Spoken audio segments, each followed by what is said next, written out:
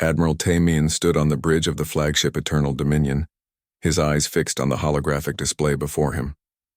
Stars floated in the air like tiny jewels, each one representing a system under the control of the Galactic Council.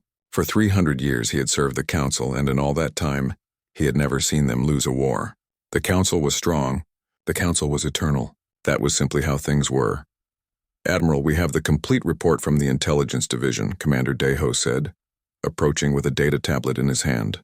His expression showed concern, which was unusual for the normally confident officer.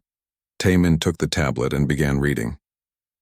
The report detailed a species called humans, originating from a planet they called Earth in something they named the Sol system. They were new to space travel, having achieved faster-than-light capability less than 100 years ago. By galactic standards, they were infants. "What happened to our probes?" Taemin asked, looking up from the report. "Gone, sir. All 17 of them. They entered human space and never returned. No signals, no data, nothing." Daeho shifted his weight, clearly uncomfortable with this information. Captain Jiwoo, a young officer who had been monitoring communications, turned in his chair. "Sir, how is that possible? Our probes are designed to avoid detection. They should have been able to observe and return without any contact." Taemin frowned. It was a good question. The Council's probe technology was advanced beyond what most species could even detect, let alone intercept. For a new species to capture or destroy all 17 probes suggested either incredible luck or surprising capability. "Perhaps their systems are more sensitive than we expected," Taemin said, though he did not truly believe it, or perhaps they got lucky. Dr. Hana, the chief xenobiologist assigned to the mission, entered the bridge carrying her own set of data files. She was young for her position but had earned respect through her careful analysis of new species. "Admiral, I have completed my preliminary assessment of these humans based on the limited data we have. Tell me, Doctor, what kind of species are we dealing with?" Hana activated her own holographic display, showing an image of a human. The creature stood upright on 2 legs, had 2 arms, and a head with 2 forward-facing eyes. They are mammalian, carbon-based, and bipedal. Nothing unusual in their basic biology. However, there is one detail that concerns me, which is their planet of origin, Earth. According to our classifications, it is a Class 12 death world. The bridge fell silent. Death worlds were rare and produced species that were exceptionally hardy, aggressive, and difficult to manage. Most Council species came from gentler worlds, places where life was easier and cooperation was necessary for survival. Death worlds created survivors. Captain Jiwoo laughed nervously. "Class 12? Doctor, are you certain? There are only 43 known Class 12 worlds in the entire galaxy, and only 6 have produced spacefaring species." "I am certain," Hana replied firmly. "Earth has extreme weather variations, active tectonic plates, a gravity level above galactic average, and a remarkable diversity of predatory life forms. The humans evolved as pursuit predators, hunting their prey across long distances until the prey collapsed from exhaustion." Taemin considered this information carefully. Deathworld species could be dangerous, but they were still just one species on one planet. The Council had 500 warships gathering for this mission, representing 12 different civilizations. The humans had what? Maybe a dozen ships based on the scout reports? "How many ships do they have?" Taemin asked Daeho. "Intelligence estimates between 40 and 60 vessels, sir. Most appear to be converted cargo ships and mining vessels. We have detected only a handful of what might be actual military ships, though their designs are crude by our standards." Taemin nodded slowly. 60 ships against 500. Even if the humans were from a death world, the numbers made victory certain. The Council had faced death world species before, and had always prevailed through superior numbers and technology. "What are the Council's orders?" Jiwoo asked. "Standard first contact protocol," Taemin replied, reading from the official directive. "We are to make contact. Offer them membership in the Council under our guidance, and if they refuse, we are to demonstrate our power until they accept the reality of their position." It was the same procedure they had followed dozens of times before. A new species appeared. The Council made contact. The new species either joined peacefully or resisted briefly before accepting Council authority. It was efficient and, in Taemin's view, merciful. Better to join the Council than to be isolated and eventually conquered by less benevolent powers. "The fleet is assembled and ready to jump, sir," the navigation officer reported. All 500 ships are in position. Taman looked at the fleet display. The ships formed a massive armada, their combined firepower capable of destroying entire planets if necessary. He felt a moment of pride at commanding such a force. The Council trusted him with this responsibility because of his experience and his record of successful first contact missions. Dr. Hana, in your professional opinion, how do you expect the humans to respond to our arrival? Hana hesitated before answering. That is difficult to predict, Admiral. Deathworld species can be unpredictable. They often have different values than Council species. However, most species are logical enough to recognize when they are outmatched. I expect they will negotiate, perhaps try to secure better terms, but ultimately they will accept Council authority. And if they do not, then we follow standard procedure. A small demonstration of force, perhaps destroying a few of their ships or an uninhabited moon, should convince them of the futility of resistance. It all seemed very straightforward to Timon. He had done this many times before, and while Deathworld species could be stubborn, they always understood military reality eventually. The humans would see the Council fleet, understand they could not win, and make the logical choice. Commander Deho, do we have any other information about human culture or psychology? Deho scrolled through his data. Very little, sir. Our probes never sent back detailed information before they were lost.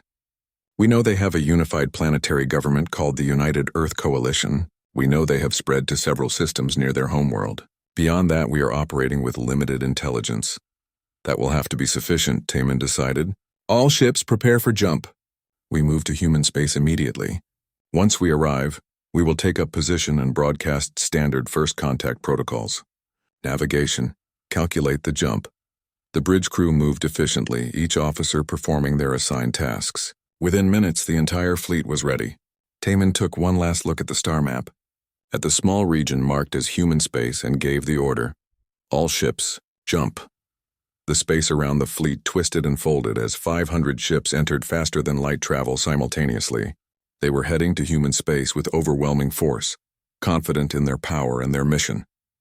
Admiral Taman stood on his bridge, already composing the report he would send back to the Council, announcing another successful first contact.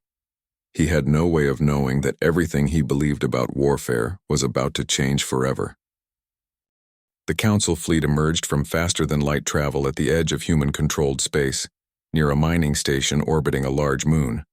500 ships materialized in perfect formation, their hulls gleaming in the light of the distant star. It was an impressive sight, designed to inspire awe and fear in equal measure. Captain Sung Ho stood in the command center of the UES Indomitable, watching the sensor displays with growing concern.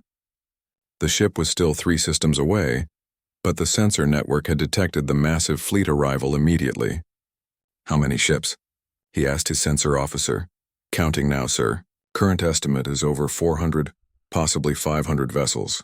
They are holding position at grid reference Titan 4. Sung Ho felt his jaw tighten. 500 ships. The entire human fleet consisted of 53 vessels, and most of those were converted cargo haulers with weapons bolted onto their hulls.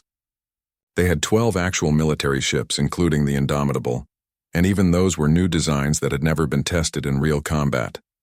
Communications, are we receiving anything from them? Yes, sir, broadcasting on all frequencies. It is a first contact message. Running it through translation now. The communications officer listened through her headset, her expression growing dark. Sir, they are demanding our immediate surrender. They call themselves the Galactic Council. They say we must submit to their authority or face, quote, necessary corrections. Lieutenant Bora, the weapons officer, turned from her station. Sir, are they serious? They just arrived in our space and immediately demand surrender? Apparently so, Sung Ho replied. He opened a fleet-wide channel. All ships, this is Sung Ho. We have a situation developing at Titan Station. A large unknown fleet has entered our space and is broadcasting demands for our surrender. I am taking the Indomitable to investigate. The rest of the fleet is to move to defensive positions around Earth and Mars. On the bridge of the Eternal Dominion, Admiral Taman watched as a small group of human ships began approaching. His tactical display showed 12 vessels, tiny compared to his massive fleet. Only 12 ships? Are they mad? Captain Jiwoo studied the approaching vessels carefully. Sir, I do not understand their tactics. They must see our fleet size. Why would they send such a small force? Perhaps they are scouts, Commander Deho suggested. Or perhaps they are coming to negotiate surrender terms. Dr. Hana was also watching the display, but her expression showed worry rather than confidence. Admiral, I recommend caution. We do not understand their military doctrine yet. Taemin waved her concern away. Doctor, they have 12 ships. We have 500. There is nothing to be cautious about. He opened a channel to the human vessels. Human ships, this is Admiral Taemin of the Galactic Council. You are ordered to stop your advance and prepare to be boarded. Your government will surrender to Council authority immediately. The response came seconds later, the voice calm and clear. This is Captain Jae-sung of the United Earth Coalition. You have entered our space without permission and made demands we will not accept. Turn your fleet around and leave, or we will consider your presence an act of war. Jiwoo nearly laughed out loud. Did he just threaten us? With 12 ships? Taemin felt his patience wearing thin.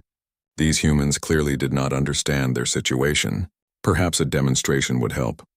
Target the leading human vessel. Fire a warning shot across their bow. Make it close enough that they understand we are serious. The Eternal Dominion's energy weapons fired, beams of concentrated light streaking across space to pass just meters from the lead human ship. It was meant to frighten them, to show them the power they faced. Instead, the human ships opened fire. The attack was nothing like the Council had expected. Instead of energy beams or particle weapons, the humans fired solid projectiles at incredible speeds. Rails guns accelerated metal slugs to a significant fraction of light speed. And these projectiles hit Council ships with devastating force. Energy shields, designed to deflect or absorb energy weapons, did almost nothing against solid matter moving at relativistic speeds. The first Council ship to be hit simply exploded, its hull torn apart by the kinetic impact. Then another ship died, and another. Evasive maneuvers, Taemin shouted, but it was already too late for many ships. The human vessels fired in coordinated volleys, targeting multiple ships simultaneously. Their accuracy was frightening. Then the missiles came. Hundreds of them. Launched from all 12 human ships at once. They moved in erratic patterns, making them nearly impossible to track with automated defenses. Some carried explosive warheads. Others simply used their kinetic energy to punch through hulls.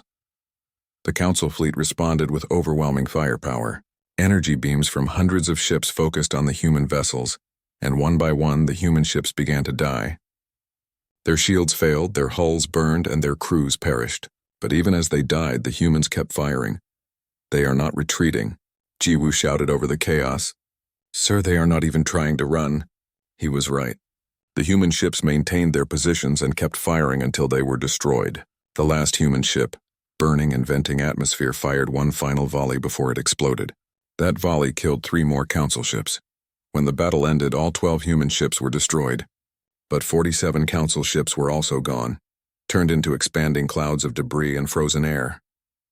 The survivors of the Council fleet stared at their displays in shocked silence. 47 ships, Commander Deho said quietly, his voice barely above a whisper. They killed 47 of our ships. Taemin could not believe what he was seeing. The exchange ratio should have been hundreds to 1, maybe thousands to 1. Instead, it was barely 4 to 1. 4 Council ships destroyed for every human vessel. That was impossible. That should not be possible. Dr. Hana was frantically analyzing the sensor data from the battle. Admiral, I need to show you something. The weapons the humans used, they are purely kinetic. No energy weapons at all. And their missiles, they use chemical propulsion and what appears to be nuclear fusion warheads. So, our shields are designed to stop such primitive weapons. No, sir, you misunderstand. Our shields are designed to stop energy weapons because that is what all civilized species use. Energy is clean, precise, controllable. The humans, they use brute force, raw kinetic energy and nuclear explosions.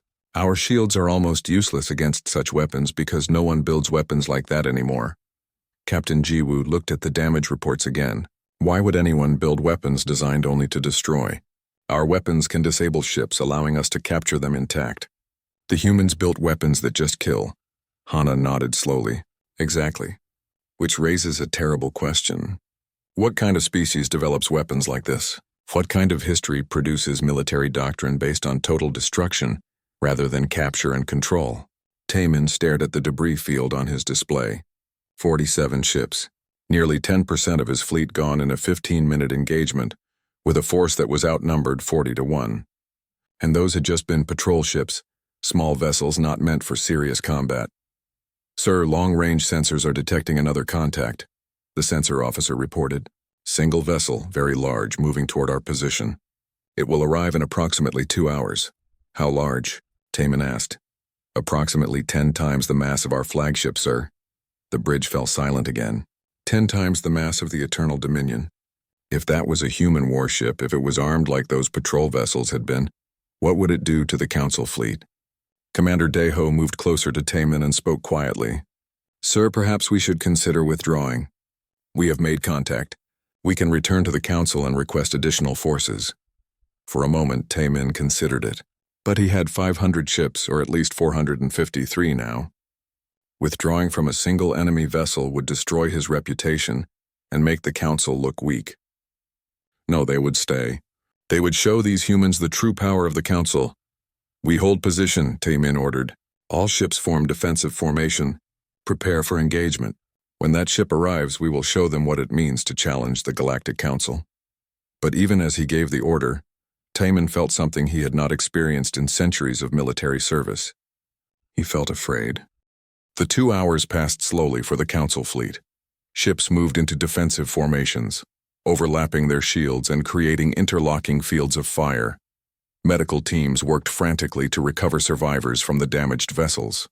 Engineers ran diagnostics on shield systems, trying to find ways to make them more effective against kinetic weapons. Dr. Hana sat in her laboratory, reviewing every piece of data she could access about humans. The Council's information was limited, mostly gathered from passive observation and the fragments recovered from the destroyed probes. What she found disturbed her deeply.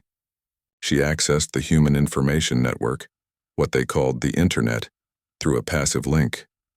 The Council had been monitoring human communications for months, and while the humans surely knew they were being watched, they had not bothered to encrypt most of their public information. What Hana found there shocked her. Human history was not like the histories of Council species. Most civilized races had a period of conflict in their early development, but they evolved past it as they became more advanced. Humans had not.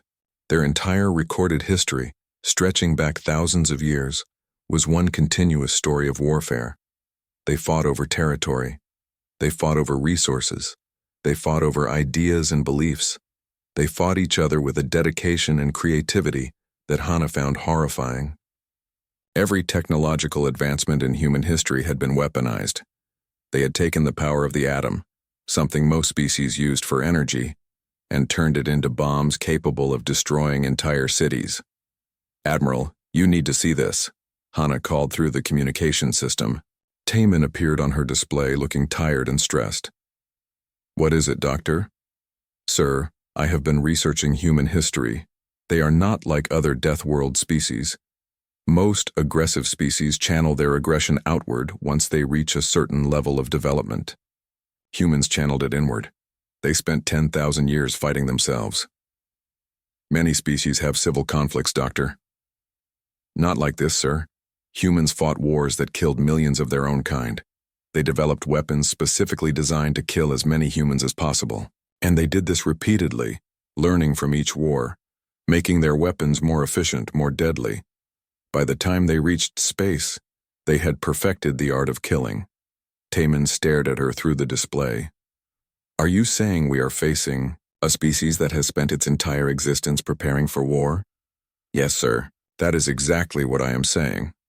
Before Taman could respond, alarms began sounding throughout the fleet. "Sir, the contact is emerging from FTL," Captain Jiwoo reported. "Putting it on main display now." The UES Indomitable appeared on every screen in the Council fleet, and a collective gasp ran through the crews of 400 ships. The vessel was enormous, dwarfing even the largest Council battleships. But it was not the size that caused fear. It was the design. Council ships were beautiful, flowing designs that looked more like art than instruments of war. They had smooth hulls, elegant curves, and gleaming surfaces. The Indomitable looked like a nightmare. Its hull was angular and brutal, covered in thick armor plating that showed scars from previous battles. Every surface bristled with weapons. Gun ports lined the sides in rows. Missile tubes protruded from the hull like the spines of some terrible beast. The ship looked like it had been built by people who understood only one purpose: to destroy their enemies completely. "That is not a warship," Commander Deho said quietly. "That is a weapon. The entire ship is just one massive weapon." A communication came from the human vessel, the voice of Captain Sung Ho clear and calm. "Council Fleet, this is the United Earthship Indomitable. You have attacked human vessels and killed human beings. You now have one opportunity to leave our space. Turn your ships around and depart immediately, or we will show you why Earth has never known lasting peace." The last sentence sent chills through everyone who heard it. A planet that had never known lasting peace. What kind of world was that? What kind of people came from such a place? Tai Min felt his pride wounded by the threat. He commanded over 400 ships. He would not be intimidated by one vessel, no matter how large or frightening it looked. "Human vessel, you are outnumbered 400 to 1. Stand down and prepare to surrender, or we will destroy you." The response was immediate. "Your choice, Admiral. Engineer Kyung-min, bring all weapons online. Lieutenant Bora, target their command ships first. Show them what we built the Indomitable to do." "All ships, open fire," Taemin ordered. He would not give the humans the advantage of firing first. Thousands of energy beams converged on the Indomitable from hundreds of council ships simultaneously. It was enough firepower to vaporize a small moon. The human warship should have been torn apart instantly. Instead, something remarkable happened. The Indomitable's armor plating began to glow as it absorbed the energy. Then sections of the outer hull simply fell away, ablating under the heat. But beneath that layer was another, and another. The ship had redundant armor, designed to shed damaged sections while keeping the vital systems protected. The human ship was built to take damage, to survive hits that would destroy any council vessel. Then the Indomitable fired back. The broadside was devastating. The human ship mounted weapons unlike anything the council had seen. Railguns the size of buildings fired projectiles that punched through multiple ships at once. Missile pods launched hundreds of warheads simultaneously, each one tracking a different target. And then there were the beam weapons, cutting lasers powerful enough to slice through council ships like they were paper. Captain Jiwoo watched in horror as 37 ships disappeared from his tactical display in 4 seconds. Just gone, transformed from functioning warships into expanding clouds of debris and bodies. "This is impossible," he whispered. "One ship cannot do this." But it was doing it. The Indomitable moved through the council formation like a predator among prey. Its point defense systems shot down incoming missiles with perfect accuracy. Its armor continued to shed damaged sections while protecting the interior, and its weapons never stopped firing. "All ships, concentrate fire on that vessel," Taemin shouted, but his orders were lost in the chaos. Council ships were trying to retreat, trying to get away from the nightmare in their midst. Some ships collided with each other in their panic. Others fired wildly, hitting friendly vessels as often as they hit the human warship. Dr. Hana watched the battle from her laboratory, her hands shaking as she realized the truth. This was not a battle. This was an execution. The council fleet, which had seemed so powerful just hours ago, was being systematically destroyed by a single human vessel. She opened a direct channel to the Indomitable, bypassing military protocols. "Human ship, this is Dr. Hana of the Council Science Division. Please, I beg you, stop the attack. We surrender, we surrender." The firing from the Indomitable ceased. The sudden silence was almost as terrifying as the sound of battle had been. Captain Sung Ho's voice came across the channel, and Hana could hear the cold anger in it. "Doctor, your fleet came to our space. Your admiral demanded our surrender. Your ships fired on our patrol vessels and killed our people. And now you want mercy?" "Please," Hana said, tears running down her face as she watched more ships explode on her display. "We did not understand. We made a mistake. Please stop." There was a long silence. Then Sung Ho spoke again. "Your ships have 2 minutes to turn around and begin jumping out of our space. Any ship still here after that time will be destroyed. And Doctor, tell your council something for me. Tell them that humans do not surrender. Tell them we would rather die fighting than live on our knees. Make sure they understand that. Taman did not need to be told twice. All ships, retreat! Jump to council space immediately. His voice cracked as he gave the order, his pride and confidence shattered like his fleet. The surviving council ships, less than 100 out of the 500 that had arrived, began jumping away. They left behind a field of debris that stretched for thousands of kilometers, the remains of ships and crews that had come seeking easy victory. The Indomitable watched them go, its weapons still hot, its armor scarred but intact. On the bridge, Lieutenant Bo-Ra looked at Captain Sung-Ho. "Sir, should we pursue?" "No," Sung-Ho replied. "We have made our point. Let them go home and tell their people what happened here. Let them spread the word about what happens when you threaten humanity." Engineer Kyung-min began damage reports. The ship had taken hits, but nothing critical was damaged. They had been built for this, built to stand against overwhelming numbers and survive. Built by a species that had spent countless generations learning how to fight and win. As the last council ship jumped away, Sung-Ho allowed himself a moment to feel the weight of what had happened. They had won, but the cost would come later. The council would not forget this. They would either leave humanity alone or they would come back with even more force. Either way, the galaxy had learned something today.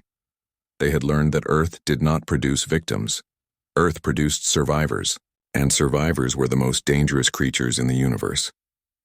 The journey back to council space was long and silent. The surviving ships limped through faster than light travel, their crews shocked and traumatized by what they had witnessed. Medical Officer Subin moved through the corridors of the Eternal Dominion, tending to the wounded and trying not to think about how many had died. She entered the medical bay where survivors from the destroyed ships were being treated. Burns, radiation exposure, decompression injuries, the list went on. These were people who had boarded their ships expecting an easy mission, a routine first contact with a primitive species. Instead, they had encountered something that shattered everything they believed about warfare. "Doctor, will I be able to return to duty?" a young pilot asked her. His left arm was badly burned and he had lost 3 fingers on his right hand. Subin looked at him with sympathy. "Your body will heal. Whether you will want to return to duty is another question." She had seen it already in the eyes of the survivors. Many of them would never want to see combat again. The trauma ran too deep. On the bridge, Captain Jiwoo sat at his station, staring at reports he could barely comprehend. The fleet had lost 373 ships. Only 127 had made it back. Thousands of crew members were dead, and thousands more were wounded. It was the worst military disaster in Council history. Admiral Taemin stood at the center of the bridge, looking like he had aged decades in just days. His uniform, once pristine, was wrinkled and stained. His eyes were hollow. "Captain, compile the full report. The Council will want to know everything." "Yes, sir," Jiwoo replied quietly. What would he even say? How could he explain what had happened? How could he make the Council understand that they had encountered something unprecedented? Dr. Hana entered the bridge carrying her research files. She looked as exhausted as everyone else. But there was also something else in her expression, a deep bone-level fear. "Admiral, I have completed my analysis of human history and culture. You need to hear this before we arrive at Council space." Taemin nodded. "The Council will ask me to explain how this happened." "Tell me, Doctor. Help me understand." Hana activated a holographic display showing Earth, the human homeworld.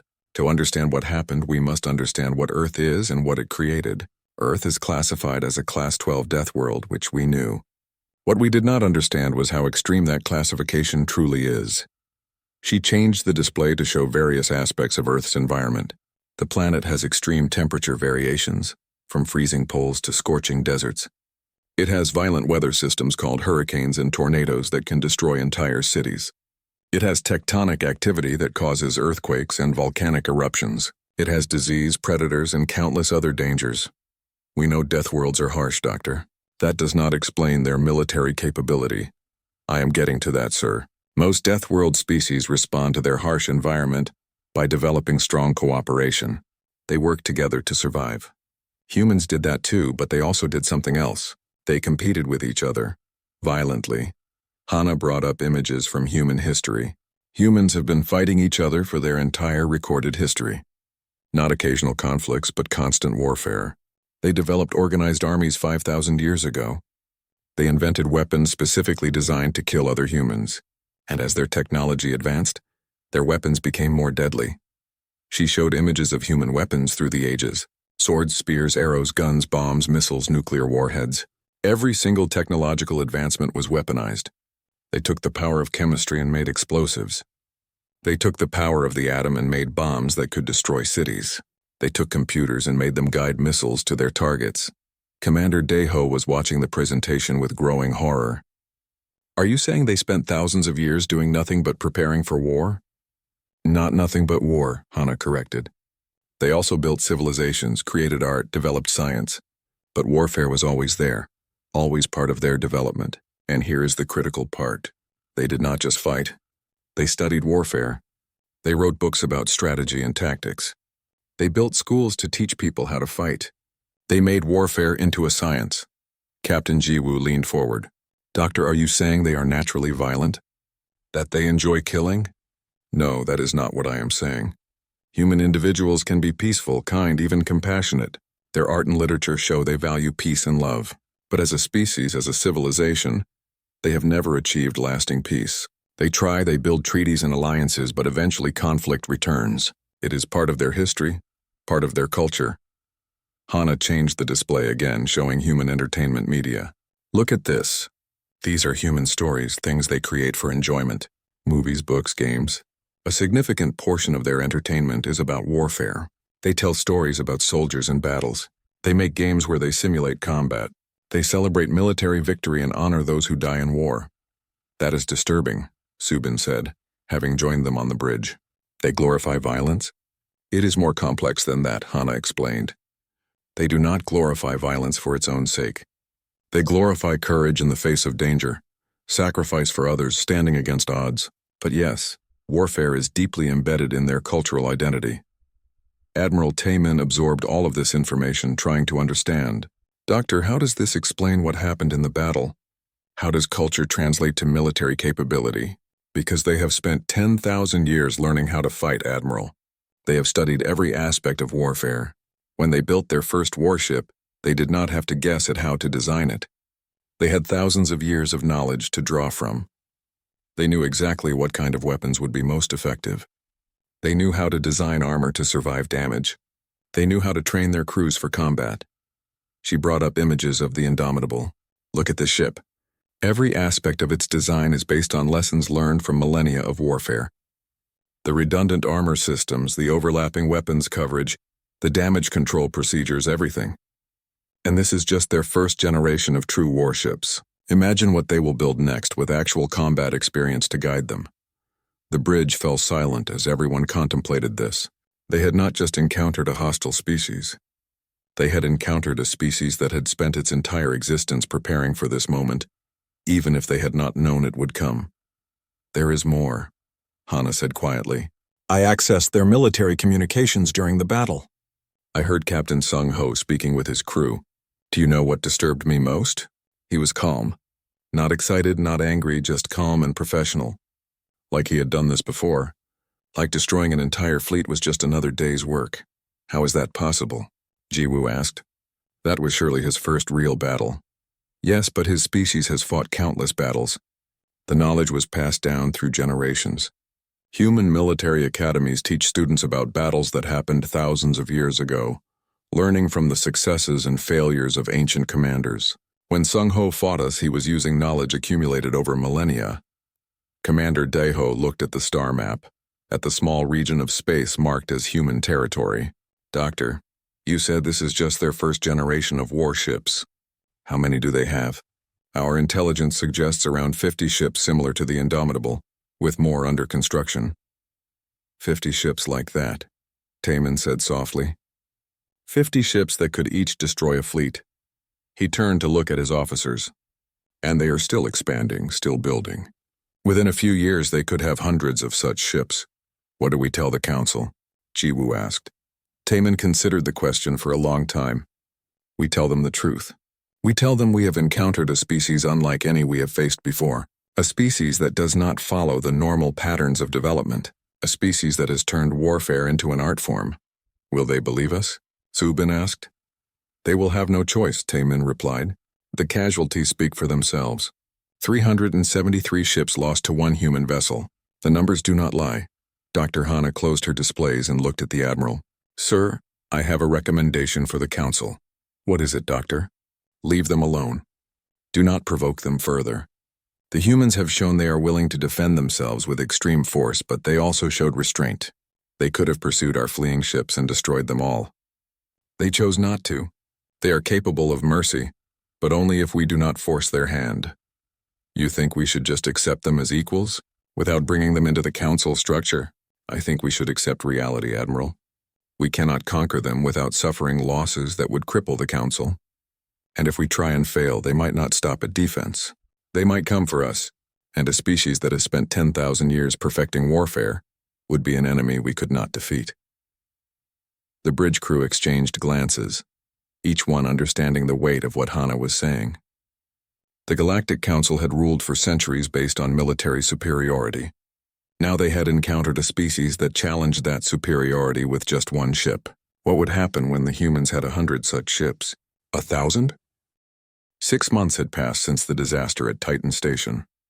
The news had spread through Council space like wildfire, creating panic and debate in equal measure. Every member species had an opinion on what should be done about the humans, and none of them agreed. The Great Council chamber was filled to capacity. Representatives from all 12-member civilizations sat in their designated seats, arranged in a circle around the central platform where Admiral Taemin stood. He had been summoned to give his report in person, to answer questions, and to face judgment for his failure. The High Speaker, leader of the Council's most senior species, activated the chamber's holographic systems. Images appeared in the air showing the battle, compiled from the sensor data of surviving ships. The Council members watched in silence as the footage played. 500 ships arriving in human space, the destruction of the human patrol vessels, and then the arrival of the Indomitable and the massacre that followed. When the footage ended, the chamber remained silent for a long moment. Admiral Taemin, the High Speaker, said, his voice carrying throughout the chamber. You commanded the largest fleet assembled in Council history. How did you lose 373 ships to a single enemy vessel? Taemin stood straight, though his military career was clearly over. High Speaker, members of the Council, we encountered a species unlike any we have faced before. The humans are from a death world, and they have spent their entire existence preparing for warfare. We were not ready for their capabilities.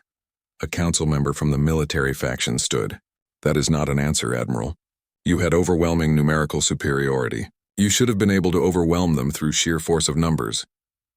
We tried, Taemin replied. Their weapons were designed to counter our defenses. Their tactics were aggressive and effective, and their willingness to fight to the death even when victory seemed impossible was something we had no experience with. Dr. Hana was called to speak next. She approached the central platform carrying her research data. Members of the Council, I have studied the humans extensively since our encounter. What we learned is that human military development does not follow normal patterns. She activated her own holographic display, showing images of Earth's history. Most civilized species experience warfare early in their development, then evolve past it as they mature. Humans have not followed this pattern. They have been fighting continuously for 10,000 years. Every generation has experienced war. Every technological advancement has been weaponized. They have turned warfare into a science, studying it with the same dedication we study physics or biology. Another Council member spoke up. Doctor, are you suggesting they are naturally aggressive? That they cannot be reasoned with? No, Hana replied firmly. Human individuals can be peaceful and reasonable. But as a species, they have a warrior culture embedded in their society. They honor military service. They study ancient battles as lessons. They prepare their young people for the possibility of war. It is part of their identity. Captain Jiwoo was also called to testify. He described the battle from his perspective. The horror of watching ships disappear from his tactical display. The panic that had spread through the fleet. They were not just fighting us, he said. They were hunting us. Like predators. Every move they made was calculated to cause maximum damage. Commander Daeho presented intelligence reports about human military capabilities. Since the battle, we have continued monitoring human space. They have increased their shipbuilding dramatically. They now have over 80 vessels of the Indomitable class with construction ongoing. Within 2 years, they may have 200 such ships. The council chamber erupted in concerned voices. 200 warships like the one that had destroyed their fleet? The implications were terrifying. The High Speaker called for order. Members of the council, we must decide on a course of action. I opened the floor for proposals. A military faction leader stood immediately. The answer is clear. We must launch a full-scale invasion before the humans become even stronger. Commit every ship we have, 3,000 vessels if necessary. Overwhelm them with numbers they cannot possibly match. And how many ships will we lose? Another member challenged. If one human warship can destroy 300 of ours, how many will 3,000 cost us? Half our fleet? Our entire fleet? The alternative is to allow them to grow stronger, the military leader argued. Better to fight them now while we still have numerical advantage. Dr. Hana stood and requested permission to speak. High Speaker, I strongly recommend against further military action. The humans have demonstrated both the capability and the willingness to fight to the death. An invasion of their space would result in catastrophic losses for us, even if we eventually won. And there is no guarantee we would win. So you propose we do nothing? The military leader challenged her. I propose we negotiate. The humans have shown they can be reasonable. They did not pursue our fleeing ships. They allowed survivors to escape. They have stated they do not wish to expand beyond their current borders. We should take them at their word and establish diplomatic relations as equals. Equals? The military leader scoffed. They are one species on one planet. We represent 12 species across hundreds of worlds. How can they be our equals? Because they can destroy any fleet we send against them, Hana replied bluntly. Because further conflict would cost us thousands of ships and millions of lives. Because warfare is not about pride, it is about practical reality. And the reality is that we cannot defeat them without suffering losses that would cripple the council. The debate continued for hours, different factions arguing for different approaches. Some wanted war, believing the council's reputation depended on showing strength. Others wanted isolation, suggesting they should avoid human space entirely. Still others agreed with Hana that negotiation was the only logical path forward. Finally, Ambassador Yun Seo was announced. The chamber fell silent as the first human to ever stand before the Galactic Council entered. She was young, perhaps 30 years old by human standards, wearing a formal diplomatic uniform. She walked to the central platform with confidence, showing no fear despite being surrounded by representatives of species that had tried to conquer her people. Members of the council, Yun Seo began, her voice clear and steady. I bring a message from the United Earth Coalition. We did not want this conflict. We did not want to destroy your ships or kill your people, but you came to our space and demanded our surrender. You fired on our vessels. You left us no choice but to defend ourselves. The High Speaker leaned forward. Ambassador, your people killed thousands of council citizens. You destroyed hundreds of ships, and now you stand here and claim you are the victims. We claim nothing except the right to exist as a free people, Yun Seo replied. We do not want to be part of your council. We do not want to rule your space. We simply want to be left alone to develop in our own way.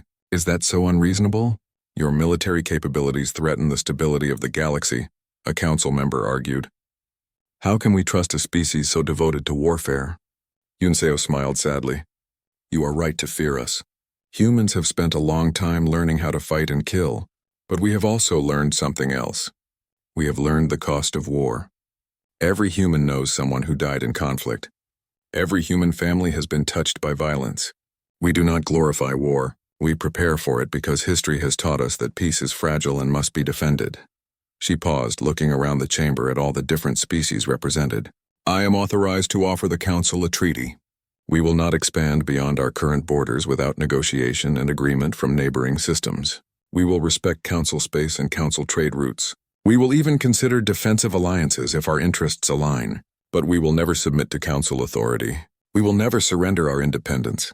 And if you attack us again, we will not stop at defense. We will bring the war to you. The threat hung in the air, clear and unmistakable. The council members looked at each other, understanding the message.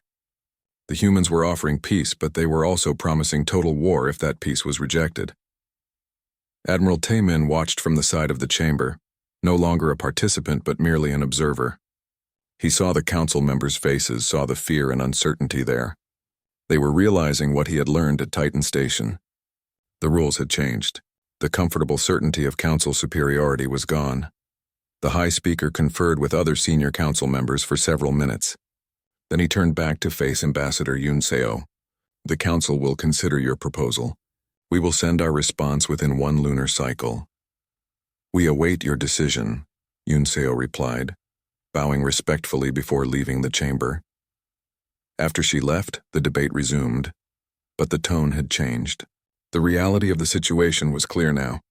The council could choose war and face massive losses, or they could choose peace and accept humanity as an independent power.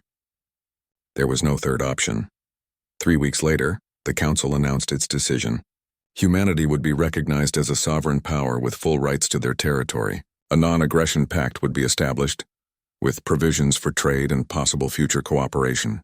The council would not attempt to subjugate or control human space.